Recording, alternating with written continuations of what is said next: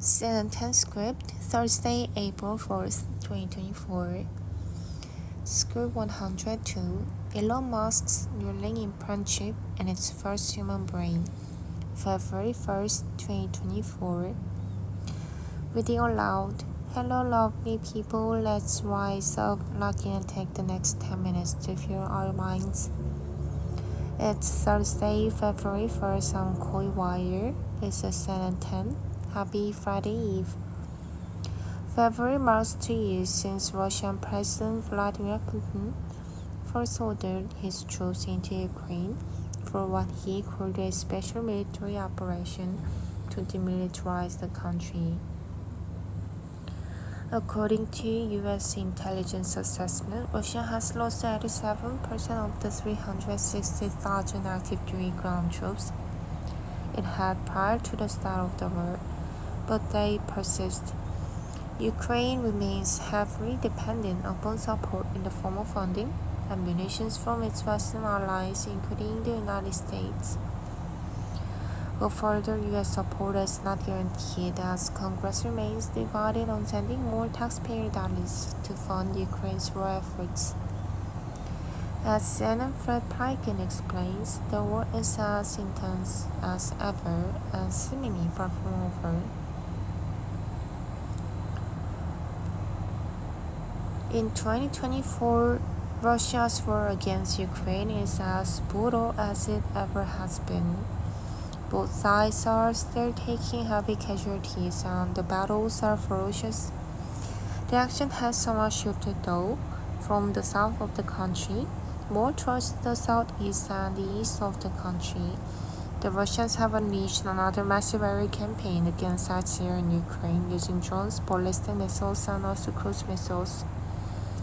The Ukrainians do now also fighting back, hitting some targets in Russia, like for instance the Belgorod region, where there have been some evacuations. Western military support for Ukraine will continue to be essential for the country, but it is far from a certain thing, especially aid from the United States, where U.S. Congress still has not okayed further military aid for Ukraine. There is the European Union, where a decision on further military aid was blocked by the Hungarian.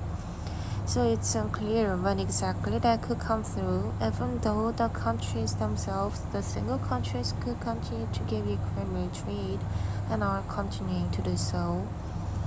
The Russians certainly seem to have replenished their ranks after taking heavy losses in 2023. The Russians also appear to have new tanks and armored vehicles. One of the other things that we're seeing is that the Russians are firing a lot of artillery on the front line, and a different picture for the Ukrainians, especially ammunition, is something that they're having a lot of trouble with. They certainly need this replenishment. Pop quiz hot shot. Which of these words is associated with pigs? Bobo, bovine, pecadum, porcine. If you pondered porcine, put your hooves up. While bobo is a type of dog, bovine relates to cattle, and pecadums are thick-skinned, hoofed animals like elephants, rhinos, and hippos. Porcine relates to or suggests piggies. For our next story, we turn to a controversial solution to an ongoing health dilemma, one for which pigs may be the answer. We're talking organ transplants. Now each organ inside our body has a specific function, right? And sometimes due to disease, accident, or other reasons, it doesn't work properly and needs replacement. So during organ transplantation, surgeons carefully remove a healthy organ from a donor and place it in the body of someone in need. It can be difficult to find a matching organ as there is a big gap between supply and demand for organs needed to save lives. But the company eGenesis is working on a solution that might end the organ shortage in the future. On their research farm, they're raising pigs that could become organ donors in the future. CNN Chief Medical Correspondent Sanjay Gupta got a first look at a facility few other people have seen before. These pigs could one day provide a nearly endless supply of organs to save humans. Mike Curtis is my guide today. He is CEO of eGenesis. That's a company devoted to raising pigs to try and solve the organ shortage crisis.